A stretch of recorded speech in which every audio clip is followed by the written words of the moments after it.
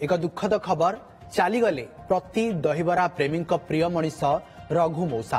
कटक दहीबरा आलुदम को प्रसिद्ध करथिबा आलुदम दहीबरा व्यवसायी रघुनाथ सासमल परलोक होइछि।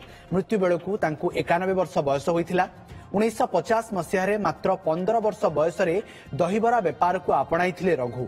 केवल कटकियांक नुहे बरं तांको हाथ तैयारी दहीबरा आलुदम को राज्यर समस्त दहीबरा प्रेमी अनाई बसी थांती। बिड़ानासी छकरे दहीबरा बिक्री करुथिले रघु।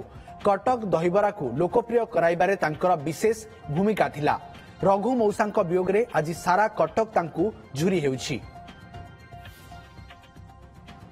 निश्चित भाव में दहीबरा सहित आलुदम को मिश्रण एवं ताकू प्रचार प्रसार करने दिगरे रघुनाथ सासमलकर बहुत बड़ भूमिका थिला, जहां परवर्ती समय रघु दहीबरा बोली फेमस।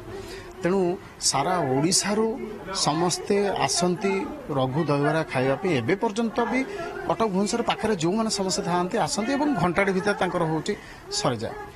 मो मन अच्छी छोट बेले आम बालजात्रा जाऊँ सी गोटे कणरे बसुले आम बापा गोटे सप पारि दियंती आम से बसु दहीबरा आलुदम आनिक दियंती। रघु दहीबरा से छोट बेलू मु पूरा जन्मरू तांका ना होची शुणुची एवं 50 दशक सी तांकर दहीबरा से जीवन आरंभ कले। डिबिरी लगे होची दहीबरा आलुदम बिक्री करते एंड सेबे ठारू आज पर्यंत सी से पर पीढ़ी माने सहित संश्लिष्ट अच्छा।